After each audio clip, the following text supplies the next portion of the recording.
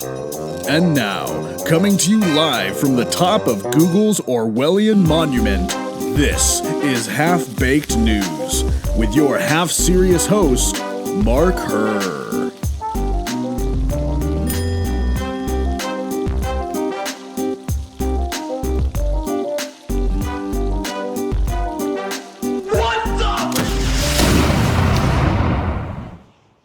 Good evening, everyone. My name is Mark Herr. I'm the president of the Center for Self-Governance. Welcome to our town hall meeting on the 400th anniversary celebration of the Plymouth settlement in Massachusetts. We are so honored to have Leo and Nancy Martin from the Jenney Museum, or the Jenney Interpretive Center, out of Plymouth, Massachusetts. They are the proprietors, co-founders, directors of the Jenney Interpretive Center in Plymouth, Massachusetts. Welcome to both of you, and thank you for your service to our nation.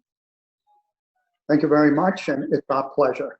Nancy? I love seeing a lot of faces and names that we know across the country, too. It's exciting to be here. Thank you all so much.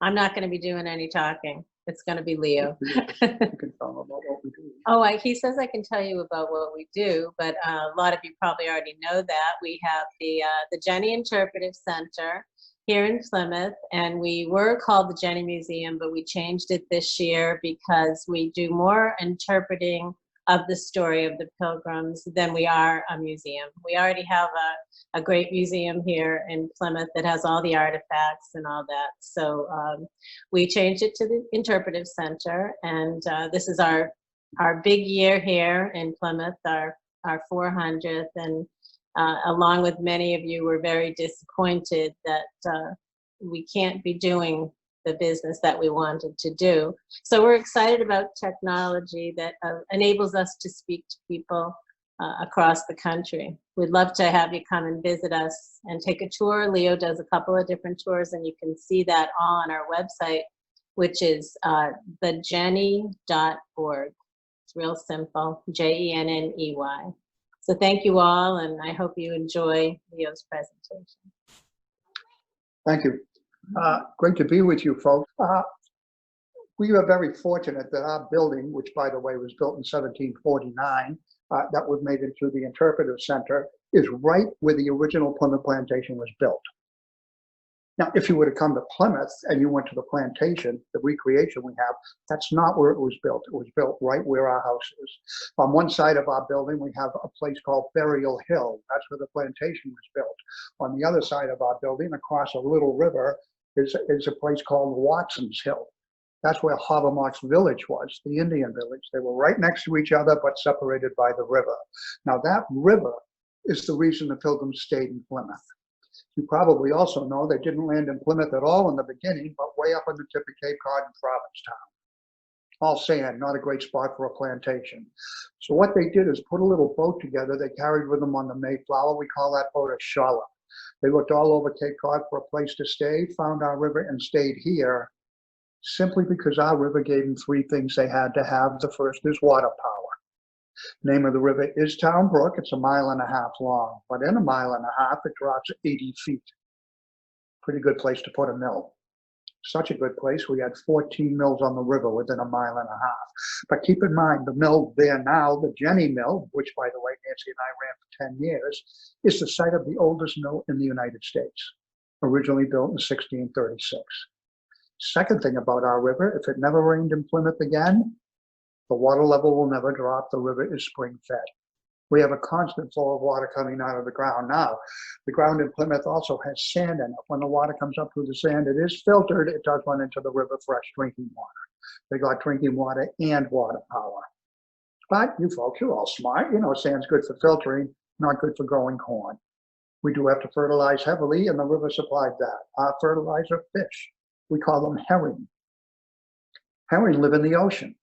But when they spawn up in our pond. So every spring they migrate by the mill. The Pilgrims take them out of the river, put them in the ground, fertilize, and grow the corn. Well, by the way, they did go upstream for 6 weeks this spring. We had a little over 240,000 fish go by the building. For 6 weeks, you cannot see the bottom of the river. It is solid fish. All 240,000 go up a 3-foot wide canal called a fish ladder. So as you can see, we have all the fertilizer, water, power, and fresh water you can use, all supplied by one river. Not a bad place to put a plantation, especially if you consider they were 200 miles off course. Look, guys, something just happened to work out. Now, on one side of us is Burial Hill, the original site of the plantation. The other side, Watson's Hill, the original site of Havermont's Village. Now, keep this in mind. Plymouth was founded in 1620. Havermont's Village, 1623. 3 years after the arrival of the Pilgrims, not because the Indians weren't here first, of course they were, but they did not establish that village. But 3 years after the Pilgrims arrived is a reason for it, and we'll talk about that in a moment. But what I'm going to do with you right now is kind of take you on my walking tour. I'm going to take you along Town Brook, up Leiden Street, the original site of Plymouth Plantation. Now, folks, I'm going to be talking fast. You're going to have to listen fast. Any one of you has a question, make sure you ask me. Naturally, if I do not know the answers to questions, I make stuff up. Does that work for everybody? Folks, when people come to Plymouth, they're either told or believe that the Pilgrims stole the land from the Indians. They did not. The Indians did not want the land. You see, before Pilgrims came here, hunters would come from Europe, hunt and go back home. On occasion, they would invite Indians aboard their ships to trade with them, capture them as slaves, and take them back to Europe. Now, one of those Indians' name was Squanto. Squanto was a Pawtuxet Indian. See, in Plymouth, we primarily talk about the Wampanoag Indians, but very few know that we had another tribe called the Pawtuxet Indians. And Pawtuxet means small river. They were named after our river. Well, what happened is this hunter came to town, and he invited some of the Indians aboard the ship to trade with them. And one of those Indians' name was Squanto. Now, he invited, oh, by the way, the hunter's name was Hunt. Can't make this stuff up, can you? Unbelievable. Now, Hunt takes him back to Europe. Squanto escapes to a monastery and learns English. 6 months before the Pilgrims come, he comes back on another ship to discover the Pawtuxet Indians wiped out by a plague. He went in the morning with Massasoit and the Wampanoag. 6 months later, the Pilgrims arrived. He became the interpreter between the Pilgrims and the Indians. That is the only way they could communicate. But folks, the reason, again, that I bring this up is when people come to Plymouth, they're either told or believe that the Pilgrims stole the land from the Indians. They did not. Folks, the Indians did not want the land. They would not come back on it because of the plague.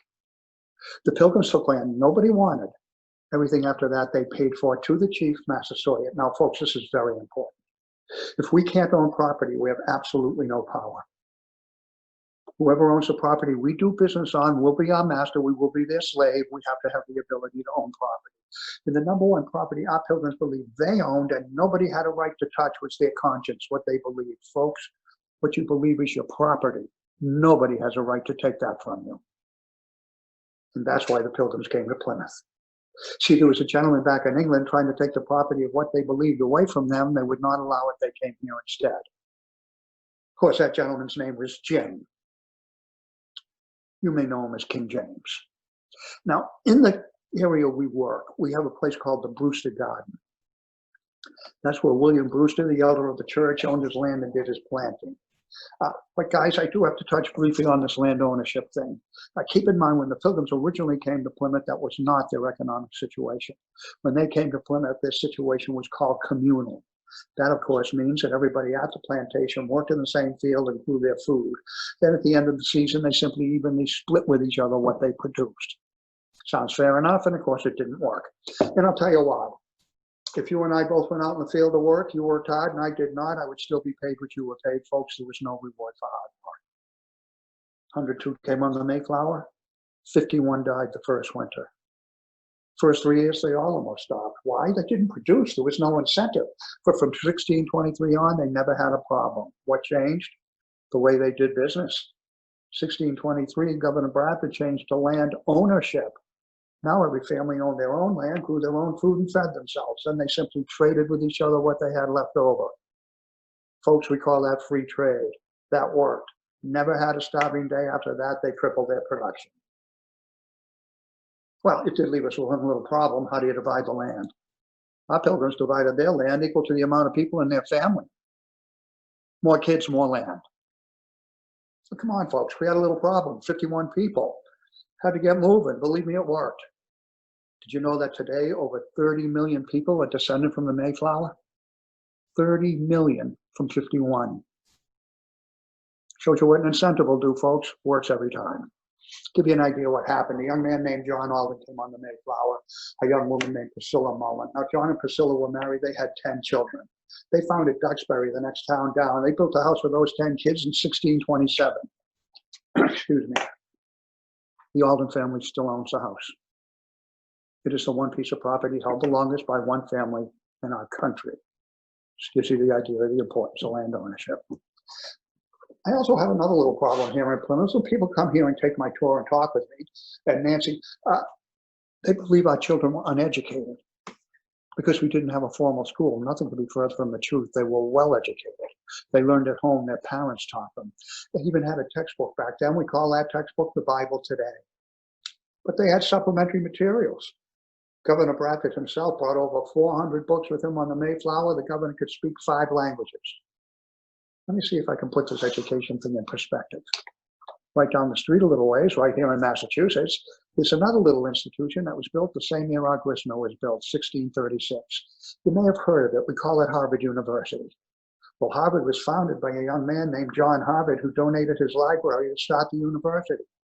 William Bradford brought more books with him on the Mayflower than John Harvard donated to Harvard University. Kind of puts things in perspective. Another thing about Plymouth is that we do have monuments in Plymouth that are very important.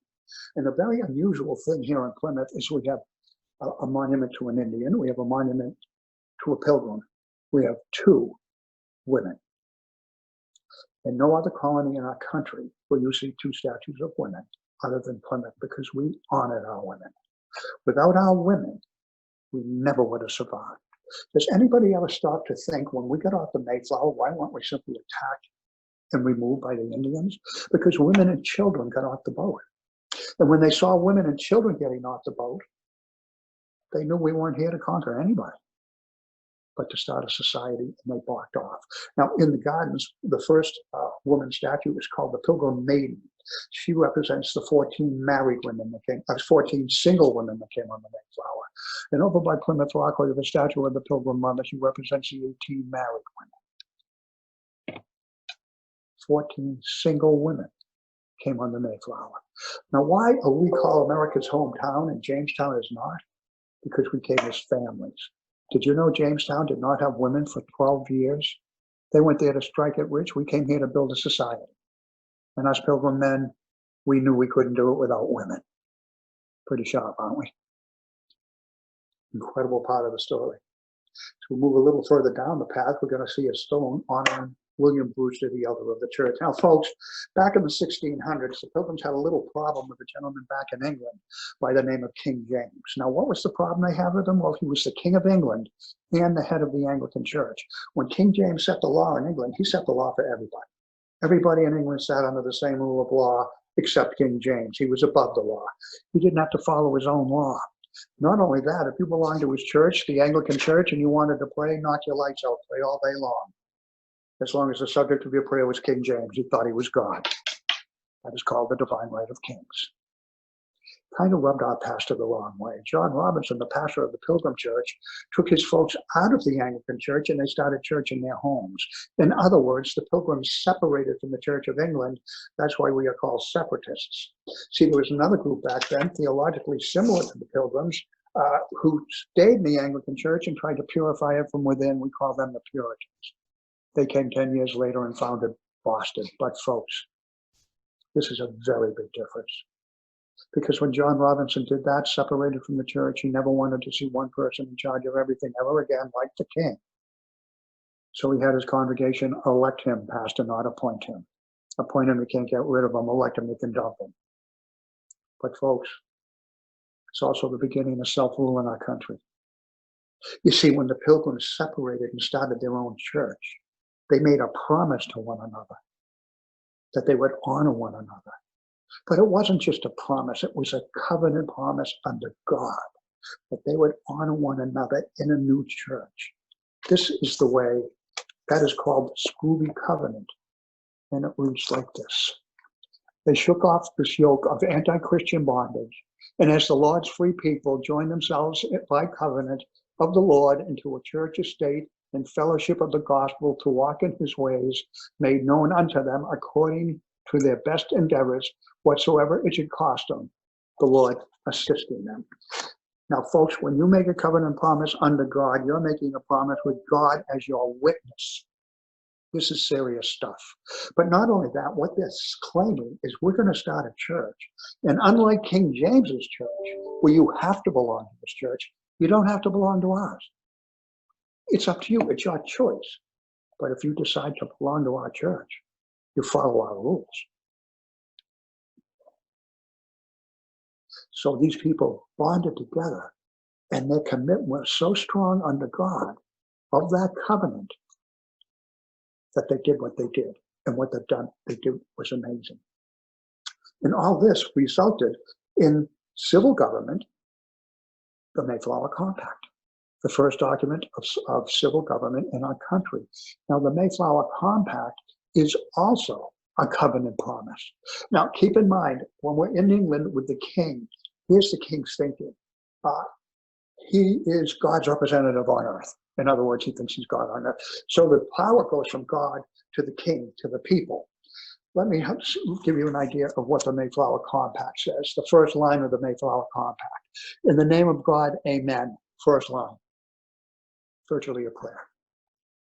We whose names are underwritten, the loyal subjects of our dread sovereign Lord, King James, by the grace of God, of Great Britain, France, and Ireland, King Defender of the Faith, etc., having undertaken for the glory of God, the advancement of the Christian faith, and the honor of our King and country, a voyage to plant the first colony in the northern parts of Virginia. Do by these presents solemnly and mutually in the presence of God and one another covenant and combine ourselves together into a civil body politic for our better ordering and preservation, and furtherance of the ends aforesaid, and by virtue hereof enact, constitute, and frame such just and equal laws, ordinances and acts, constitution and offices, from time to time, as which we shall be thought most meet and convenient for the general good of the colony, and to which we promise all due submission and obedience. In witness thereof, we have hereunto subscribed our names at Cape Cod, the 11th of November, in the reign of our sovereign Lord King James of England, France, Ireland, the 18th, and Scotland the 54th, Anno Domini 1620. Again, notice, we have undertaken for the glory of God and the advancements of the Christian faith and the honor of our King and country. God came first, the Christian faith, the people came second, the king or the government last. So we've just changed the order of power. We've changed it from God to the people.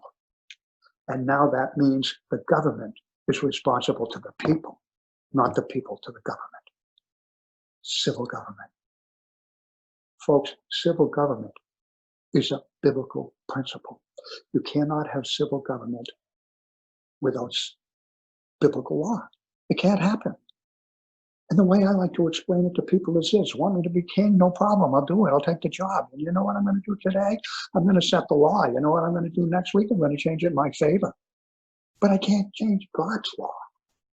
Little above me. Without that constant, folks, without that, you cannot have a civil government, because then you can change the law. Has anybody noticed law being changed lately? Or not even followed? Excuse me, because we're moving away from God. We have to stay with God. And how did this happen? Well, what happened? The Pilgrims were a product of the Reformation. And they discovered they no longer needed a king or a priest or a bishop. They see between them and God, they could talk to God themselves. In other words, folks, they could pray. But they also felt God talk back to them. It was a two-way conversation. Now, if you go from a place in your life where someone's talking to God for you to having a two-way conversation, you're certainly going to change. Your faith will be different and your moral standard. And faith and morality are what we call an inward governance. It's a change on the inside. And folks, whoever you are on the inside does reflect who you are on the outside. But what happened is John Robinson's reading the Old Testament. He comes across a passage called the Dominion Charter. We're to take dominion over the earth, over the animals, birds, fish, things that creep and crawl. But he also read this: not each other. He read we're all made in the image of God. Well, John Robinson's thinking was, if we're all made in the image of God, then no human being has a right to be above another human being without their consent. Civil law is a biblical principle. So now, what is the result of that? If all are equal under the law, that means all, including the Indians.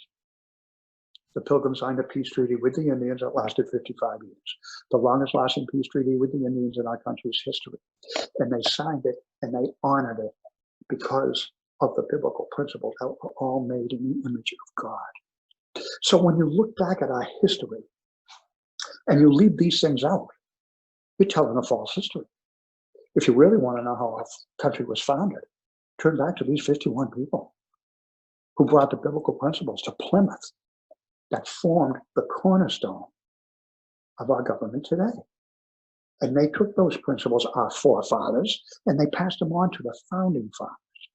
And the Declaration of Independence and the Constitution are written off of those biblical principles. And they run like a thread through the whole of our history. Now, again, we've had an issue with our monuments in Plymouth.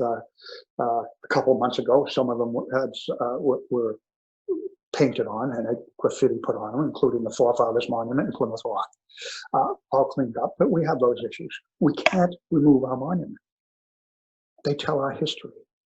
And I'm going to be honest with you, our Pilgrims were very human people. And they made human mistakes. But they also wanted to be better the next day than they were today. And they always tried to fix their mistakes. And I think if you look through the history of our country, you're going to see the same thing. It was an adventure. It was a human story. It evolved. And as these people came into this evolved situation and they came into seeing Christianity being the bedstone of what we do, they questioned things. And that is good.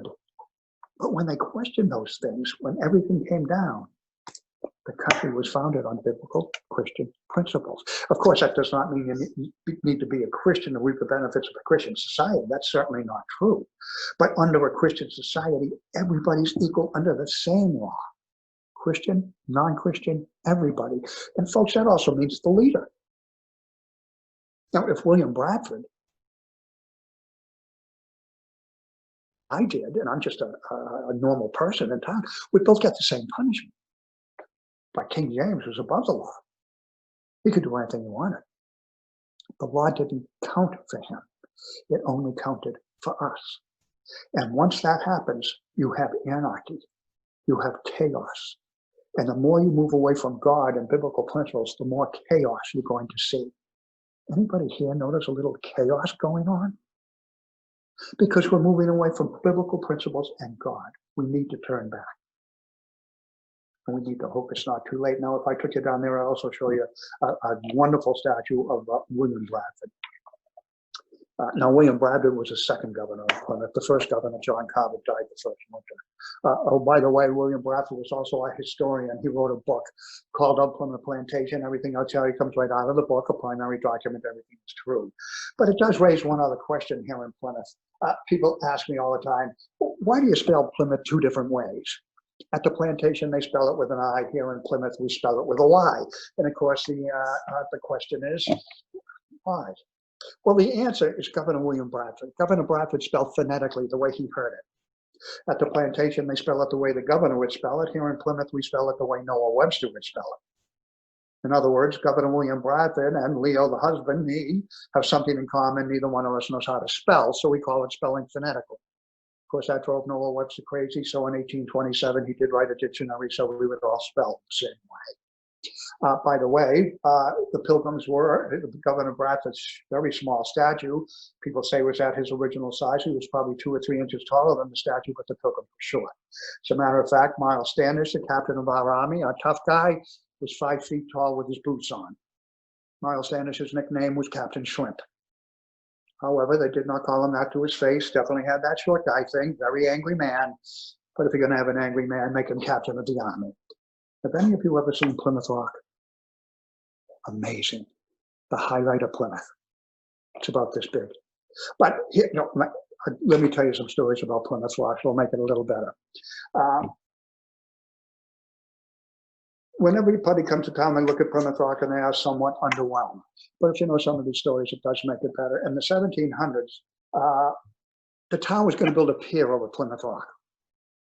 So the elder of the church, Elder Fons, walked 3 miles to say goodbye to Plymouth Rock. Now, I know that doesn't sound like a big deal, but Elder Fons was 95 years old. When he walked those 3 miles, he reached the rock, he had tears in his eyes. Well, the folks in town looked at him and said, "Hey, Elder Fons, what's the big deal? It's a rock."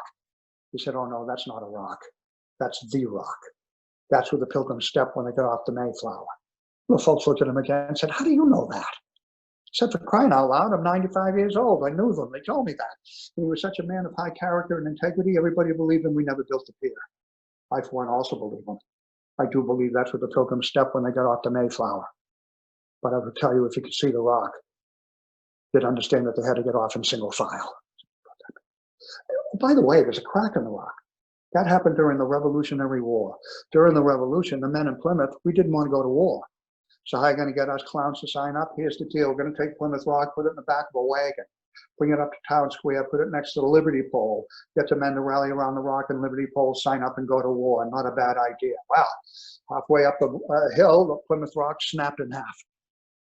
Now the guy in the wagon looks at it and says, "Wow, the rock split. That's an omen. That means we should split from England." So they left half the rock on the beach, called it the British half, took the other half to Town Square, called it the American half. All the men rallied around the American half, signed up and went off to war.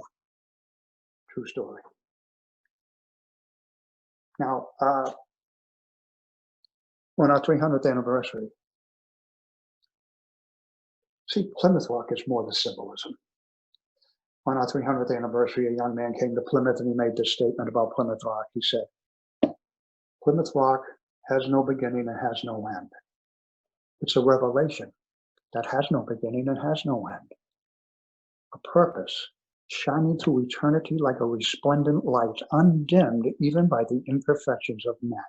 A response, a purposeful answer from those who, oblivious to all else, were simply looking for an avenue for the immortal soul." That young man, John Calvin Coolidge, at the time governor of Massachusetts, eventually President of the United States. Now, folks, tomorrow night when you're playing Jeopardy and history comes up, and you're asked who's the only president to be named after John Calvin, that would be Calvin Coolidge. Our second Pilgrim statue is the Pilgrim Mother, right down across from Plymouth Rock. Folks, when we originally left Europe, we had 2 ships. One called the Speedwell, one called the Mayflower. They owned the Speedwell and leased the Mayflower. When they left, the Speedwell leaked twice. They had to sell it for half what they paid for it, lost their investment. 20 of the original passengers had to stay behind and they left late. When they landed on the tip of Cape Cod, they had run out of food. The men looked around the Cape, found a stash of corn buried in the ground by the Indians, and they took it. Folks, they did not steal the corn, they borrowed it. They paid it back later. Had they not taken that corn, they never would have survived. Because you see, by the end of that first winter, they were doling out a quarter pound of cornbread per person per day to survive on. So as you can well imagine, the mothers took their bread and fed their children. They covered their children with their own bodies to keep them warm. Of those 18 married women, 14 died the first winter, sacrificing themselves for the next generation, knowing if they did not survive, we would not survive. And written on the back of that statue, it says they brought their families in a sturdy virtue and a living faith in God, without which nations perish. And while the women were making that tough decision, the men were making another one. Hold back some of that corn. If they had no seed for the first season, nobody would have survived. They called that the starving time. Now, I'll be honest, when I tell people stories like that, I am asked some tough questions. One of the questions, why in the world would somebody do what these people did? What would cause someone to do this? Of course, another question is, how do you pick 20 people to stay behind when your boat leaks? They didn't have to. 20 volunteered. You see, those first 2 starts were very rough. 20 had no problem staying behind. One of them was not William Bradford. When that event took place, William Bradford said this: like Gideon's army, The Lord thought us too many for the task at hand and cut our number down, and he got on the boat. In other words, he was saying, if you're not committed, stay home. And at the end of that first season, when Captain Jones got the Mayflower ready to go back to England, he turned to the 51 remaining Pilgrims, and he said to them, I want you back on my ship. I'm taking you home. I can't leave you here. Not one got back on. But I will tell you this, when that boat left and disappeared over the horizon, those 51 Pilgrims fell on their knees and they wept. The last bit of civilization, as they knew it, just disappeared. So again, the question is this, why did they do it? Folks, they did it for you. They did it for me. They did it for posterity. They did it to pass that biblical law to the next generation. I invite you all to Plymouth, to the Mayflower Society House, where you can discover if you're one of them. We're up to just over 30 million. Come on down. Love to see you. We do have a statue of Massasoit, chief of the Wampanoag. Back in the 1600s, the Wampanoag lived right here in Plymouth, and they lived on Cape Cod. They lived in New Bedford, and they lived in Rhode Island. He was chief of all of them. Very important man, but he was our friend. Without him signing the peace treaty, we wouldn't have survived. But folks, keep this in mind. 3 years into that peace treaty, Massasoit was at his camp in Rhode Island. The man had the plague. He was dying. A gentleman from Plymouth by the name of Edward Winslow put some herbs together, and Ed Winslow walked to Rhode Island to nurse Massasoit back to health. Winslow walked 40 miles. Halfway there, he was met on the path by an Indian who told him not to bother finishing the trip. Massasoit died. Well, he finished the trip anyway. Then he discovered Massasoit had not yet died. He was very close. And Ed Winslow nursed him back to health. From that day forward, they were great friends, and that peace treaty was even stronger. Now we'll move ahead 50 years. 50 years later, we have the King Philip War. Folks, King Philip was not a European. He was Massasoit's son. His Christian name was Philip. He went to negotiate not to go to war with the then governor of Plymouth, Josiah Winslow, Edward Winslow's son. While they're negotiating, Philip said to Winslow, he says, hey, look, I'm a chief. You're just a governor. I'm not going to talk to you. I'll only talk to kings. They broke off the negotiations and went to war. From that day forward, Philip was referred to as King Philip because he would only talk to kings. And the two men who became great friends, their two sons went to war a generation later. See, we didn't pass that biblical education to that next generation. It skipped a generation. And what is the result? The largest percentage of population was killed in the King Philip War than any war in our country's history. And it could have been stopped. See, that's how important education is. That's how important passing it down is. They had that problem back then, folks. We still have it today. How do we affect the next generation? Well, folks, 51 pilgrims came, and 102 pilgrims came, 51 died. At the time, the Pilgrims did not know what kind of a relationship they would have with the Indians, so they buried their 51 friends at night. So the Indians don't know how many died, and they buried them on a little hill right along the ocean. We call it Coles Hill today, and I usually stand up with the folks up there. So they were buried, but they did a great job burying their friends, but about 100 years later, there was a tremendous rainstorm, and all the bones got washed out of the hill. So they collected them and put them in the attic above Plymouth Rock. They remained there for many years, but we changed the portico and removed the attic. What do you do with the bones? 51 people. You put them in a box called a sarcophagus so people can come to town and visit. On top of Coles Hill is a sarcophagus with the remains of the 51 pilgrims. Leiden Street is the original site of Plymouth Plantation in Plymouth, and the houses are marked of who lived where. If you come up Leiden Street, there's one marked up with Sam Fuller. Now, Sam Fuller was the doctor in Plymouth. He was also a pretty good negotiator. See, we came here in 1620, and 1630, Mass Bates showed up. When they came, they didn't have self-rule. They were still appointing their officials, but they were pretty sick from coming over the ocean. So our Dr. Fuller went down there and helped them out. But while he was there, he said, you know what? You really should do what we did and have self-rule. You should elect your officials, not appoint them. And they finally did, and our whole country did. So we do give credit to Sam Fuller for the way we are governed today. But we also give credit to Pastor John Robinson, for founding the Congregational Church by having his congregants elect him pastor. So the Pilgrims are credited with the founding of the Congregational Church. Now, right next to that house is another house where the first freely elected official in our country, Governor John Carver, lived. Of course, Governor Carver died the first winter, and his wife died a month later, and they had no children. They did, however, have servants. Now, how did you become a servant back then? John Howland was a servant to the governor. Howland couldn't afford to come to Plymouth. The governor paid his way. What did he owe him in return? 7 years of his life. For 7 years, he'd be an indentured servant. At the end of 7 years, he kept what I refer to as a Pilgrim starter kit. Beg a corner cow and a piece of land, and you're on your own. Folks, Howland didn't make it that far. He assumed the property and became a free man. Absolutely unheard of. But they needed him in the community, made him a free man, and gave him the property. And I have to be honest, most people even today are pretty happy about that. You see, the descendants of John Howland is the largest descendancy in the United States. At his family reunion, we had over 1,500 descendants attend the reunion. Oh, some, by the way, you may be familiar with, a gentleman by the name of President Bush. President Bush is a John Howland descendant, so that means two presidents, but John was a pretty fair guy. He covered both sides of the aisle. Franklin Delano Roosevelt is also a John Howland descendant, and John never could forget where he came from. Sir Winston Churchill is also a John Howland descendant. So as you folks can see, my friend John did try to please everybody. Didn't work, but he gave it a shot. As we move up to Town Square, there's a little no parking sign in Town Square, and that is where the American half of Plymouth Rock ended up for many years. But they moved it down in front of Pilgrim Hall Museum, where it stayed for more years. But when people came to town, they chipped it away for souvenirs, and Plymouth Rock began to shrink. So we had to move it back to the waterfront with the British half and cover it. So when you come to Plymouth and look at Plymouth Rock, keep in mind it was about 3 times the size of the one you saw today.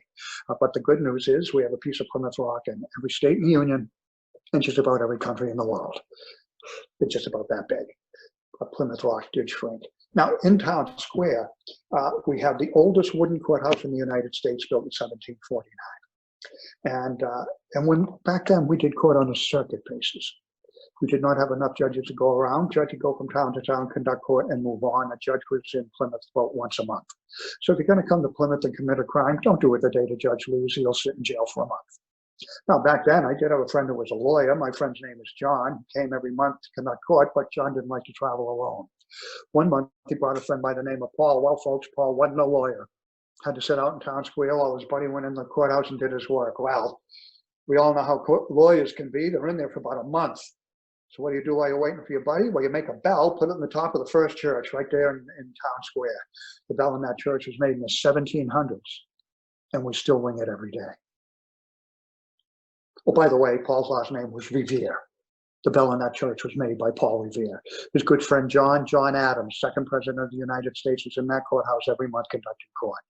And if you ever come to Plymouth with a sweet tooth, go downtown to the Guilty Bakery in that building.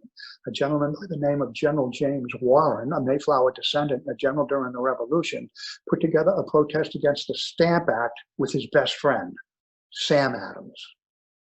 So folks, as I said earlier, we've been here since 1620, not just 1620.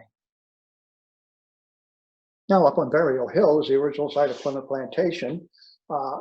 It's about a half mile from the ocean, but it's 160 feet above sea level. That's where the Pilgrims built their first fort, because of the view. They could see anybody trying to attack them. Now also what they did is they built a big palisade wall around the plantation. Now, why would they build that? They would build that to protect themselves from Indian attack. Now, what would cause them to think that would happen? Now, I told you the Pilgrims signed a peace treaty with the Wampanoag Indians that lasted 55 years. Well, now, there were a lot of tribes in the area. Now, once they signed that peace treaty with the Wampanoag, all the other tribes considered the Pilgrims Wampanoag. And every tribe wanted to be the most powerful. So we have the Narragansett Indians, the Nauset Indians, the Massachusetts Indians, and the Wampanoag, all trying to be more powerful than the other. So we signed that peace treaty. Now we're Wampanoag, and Governor Bradford got a little message from the chief of the Narragansett Indians. He got a rattlesnake skin wrapped around arrows. That meant we're coming to get you. Well, Bradford took out the arrows, filled the rattlesnake skin with bullets, and sent it back. Come on. Then immediately began building the fence. Discretion being the better part of valor. But the point is this. Folks, they never needed defense. They were never attacked. You see, 9 times out of 10, when you stand up to a tyrant, he will back down. The Pilgrims always negotiated from a position of strength. Now, please keep in mind, they would never be aggressive, but they would always defend themselves. If they were threatened, they would defend themselves, but they would not go looking for a fight. Now, also in Plymouth, I'm commonly asked, did the Pilgrims really have anything to do with the first Thanksgiving? And they did. 102 Pilgrims, 51 died the first winter. That first season, they had a decent harvest, not great, but certainly enough food to get through the winter, so they thought they ought to thank God for that. Not only that, they felt Massasoit was so instrumental in their survival that they should invite Massasoit and his immediate family to the celebration, and they did. Unfortunately, nobody explained to Massasoit the meaning of immediate family. He brought 90 braves. Well, there goes the food. But he did bring 6 deer. They had venison, turkey, fish, vegetables. They had enough food for a 3-day celebration where they honored one another and became better friends. But just so they would not forget what they had been through, for the first course of that 3-day meal, Governor Bradford put a 1/4 pound of cornbread on everybody's plate. And it's everybody there to give him one thing they were thankful for that first year in Plymouth. Folks, that was our first Thanksgiving.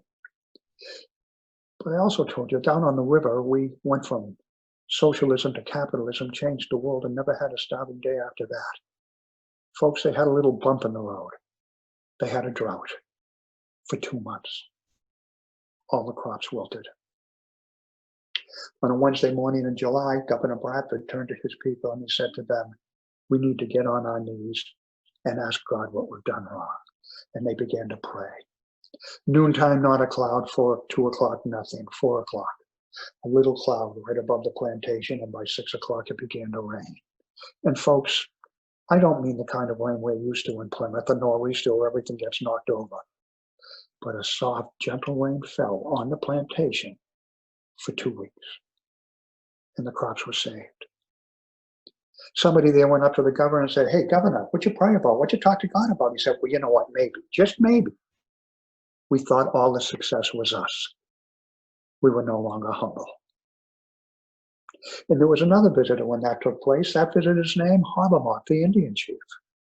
Harborough went up to the governor and said, you know what, Governor, I like your God. I just watched him save your crops. And Harborough became a Christian.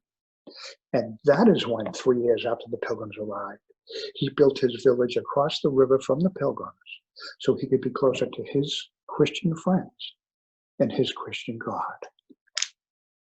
Folks, if I should shut the heavens so it will not rain, and command the locusts to devour the earth, or send pestilence amongst my people, and if my people who are called by my name will humble themselves and pray and turn from their wicked ways, then I will call on heaven, forgive their sins, and heal their land.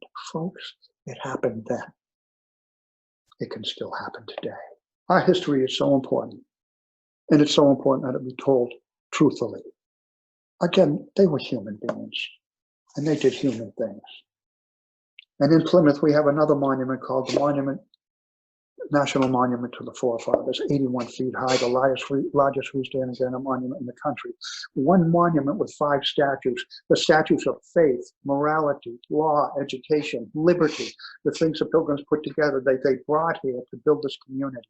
An absolutely amazing monument. And we do tours of that monument. We've worked with Kirk Cameron on that monument to tell the story right there of the Pilgrims, of what they did and how our country was founded. And we have a statue of faith, huge statue, facing the ocean. And faith is facing the exact route the Pilgrims took when they came from Europe to Plymouth to start a new life. And on the back of it, facing the rest of our nation, we have a quote from Governor William Bradford. And that quote reads, thus, out of small beginnings, greater things have been produced by his hand that made all things of nothing and gives being to all things that are. And as one small candle may light 1,000, so the light here kindled has shone unto many, yea, in some sort to our whole nation. Let the glorious name of Jehovah have all the praise. The faith brought the Pilgrims from Europe to Plymouth. Plymouth turned and sent the message to the rest of the world with William Bradford's quote.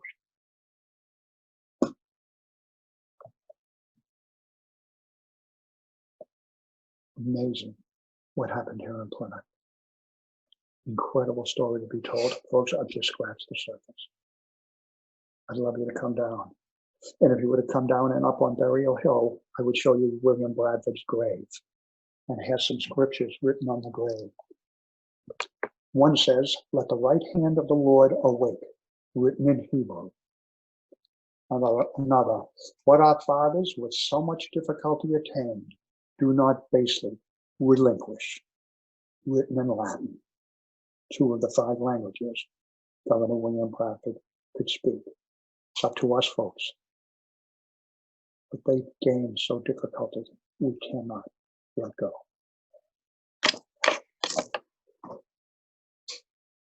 Are there any questions? That was fantastic. Thank you, Leah, so much for that presentation. We do have a couple of questions for you. One's from Debbie Swisher. She wants to know if you are hosting any tours currently. Well, it's difficult because of the virus here, and I did give a tour today. And I'll be starting, we are opening 4 tours outside the building starting tomorrow. So I'll be doing tours tomorrow. About 10 days ago, I took a crew out to Clark's Island, the site of the first church service in Plymouth, on Pulpit Rock. And we filmed out there. And if any of you are familiar with a gentleman by the name of Glenn Beck, he's doing a thing on Thursday night called Restoring the Covenant. And part of that filming will be in Restoring the Covenant, along with our friend Tim Ballard and David Barton and Glenn and a few other people. So if you get a chance, it's going to be on his YouTube, I think, on his YouTube channel. So we did take him out there and we filmed on Clark's Island, which was quite the adventure. For me to get on and off boats, I'm handicapped. That was an amazing event. I couldn't get off the boat into another boat to get on the island, and Tim was there, and Tim Ballard runs Operation Underground Railroad. He saves children taken as sex slaves in foreign countries. So he has to have a bodyguard. So I said, "Tim, I can't get in the boat." He just nodded at his bodyguard. The guy picked me up and put me in the boat. Whoa. So it did go well, but it was an adventure. But we will be starting tomorrow doing tours by reservation. Another question from Debbie Swisher is, rather than owning private property, wasn't the advancement of the Christian faith the primary reason they came? It is. There were 6 reasons they came, but private property was a big deal, but propagating the Christian faith. And there's a quote by William Bradford, they felt as if they were stepping stones, bringing the faith. So they were just starting it. They were stepping stones to put the faith in place. And it's our job to continue to be stepping stones and follow up what they did. Guys, 102 pilgrims came, 51 died, 51 people founded our country. When people say to me, "What can I do? I'm only one person." You can do a lot. 51 people started our country on Christian principles. Another question is, how did you compile all of this information that comes from Sandy and Fam? Oh, it was easy. I made it all up. No, really, I have primary documents. William Bradford wrote a book called Up Plymouth Plantation. Everything comes out of the book, primary document. He wrote another book with Winslow called Mort's Relation, all primary. Edward Winslow wrote a book, Good News from New England, on their relationship with the Indians. So all these are primary documents written right there. All the quotes I've told you, I have taken right out of the book. So everything is right there. It's true, and I can point at it. So obviously, guys, Nancy and I we talk from the faith perspective and the Christian history of our country, and we do get pushback on it. People will say, "I don't believe you, you're full of it." And I say, "Don't blame me, blame the book." And I point to William Bradford. He said it. I'm just telling you what he said.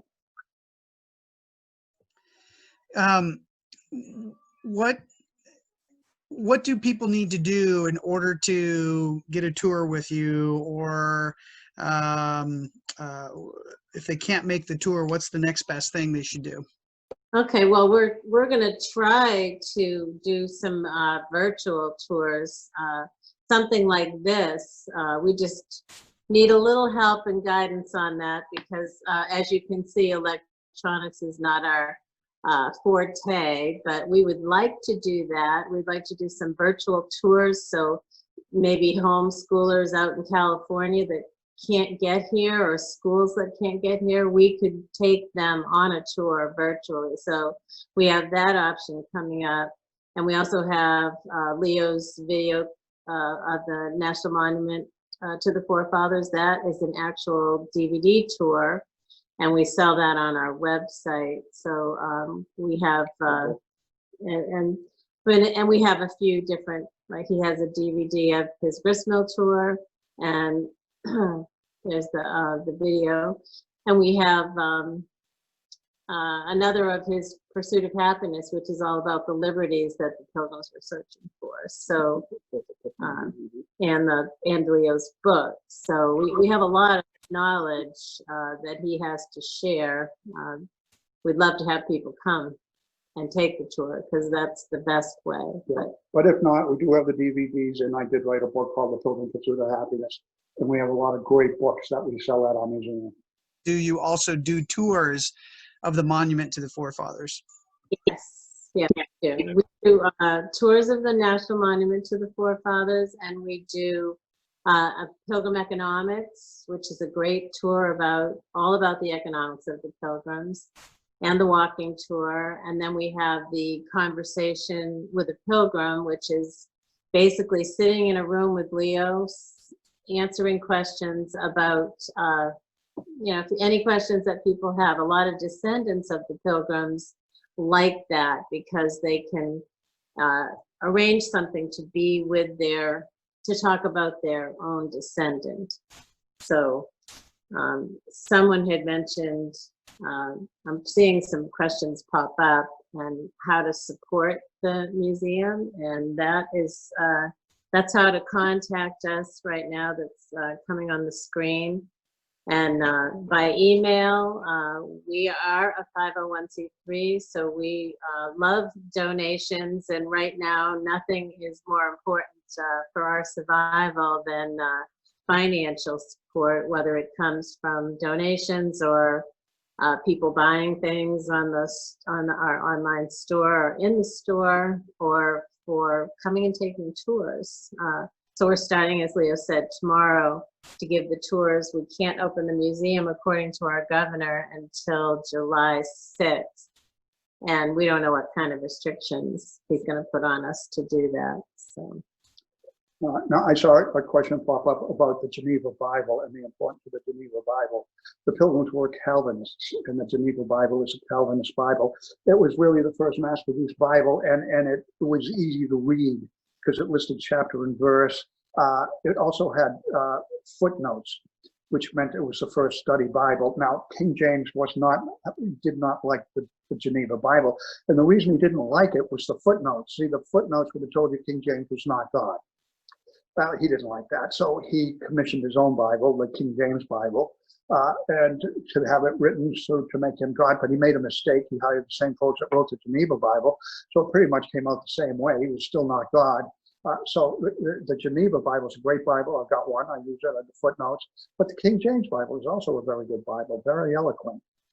So if you have either one of those, that's fine. But the King James Bible would have been considered the state Bible, and the Geneva Bible would be the rebel Bible. So had you come on the Mayflower and you were a separatist, you would have probably had the Geneva Bible. If you were not a separatist, you were one of the other group, and there were two groups on the Mayflower, they would have been Anglican, they would have had a King James Bible. So that would have been the difference there. The King James was the state Bible. I noticed one thing on your website. You talked about the Plymouth, the Pilgrims being abolitionists. Could you talk about that for a second? Well, we have a room in the museum called "Where the Abolitionists Were," and my statement is "Were the Pilgrims the first abolitionists?"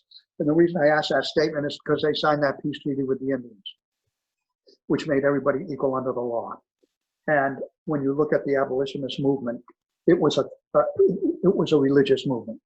As you go through the whole picture, the people that change and do things, and abolition become people of faith. And it all started with the Pilgrims with the idea that everybody's equal under the law. So I simply asked that question: were they first abolitionists because of the way they handled things? And then we answer it all throughout our history. There's all this history. If we did what the Pilgrims did and considered everybody equal under the law, no color, no good looks, no station in life, know who you're related to, but everybody's equal under the law, that all the issues we have today, which were abolitionist issues, would go away. So had we stuck with the Pilgrim story, with their biblical principles, we wouldn't have had these problems. But as human, we all like to be powerful and like to be and pull apart. Now, if we all become tribal again, like it appears we're doing, then we've got no country. We've got no cohesive togetherness. We've got everybody looking out for themselves. And the only way that cannot happen is to be, well, is to believe Jesus Christ is your Savior, because now you're free. See, the Pilgrims believed no matter what happened to them, if they lost their life, it didn't matter, because they had freedom in Christ. That could never be taken away from them. That's a spiritual liberty, an internal liberty. Now, religious liberty, that can be taken from you because it's external. The king can take your religious liberty away from you, but nobody can take that spiritual liberty from you. The Pilgrims kept that. And if we do that, if we govern ourselves from the inside with that spiritual liberty, then we're going to look at each other very differently. We're going to do the number one commandment: love God, love your neighbor, and love yourself. That's what's going to happen. So if that is the principle that the Pilgrims brought with them, then in my opinion, they were the first abolitionists. They knew how to make everybody equal under the law. Well, it's been an honor to have you, both of you, share your story, your journey, and your attempts to preserve our history, and just fantastic insights and background, Leo. Do you guys have any parting thoughts for us?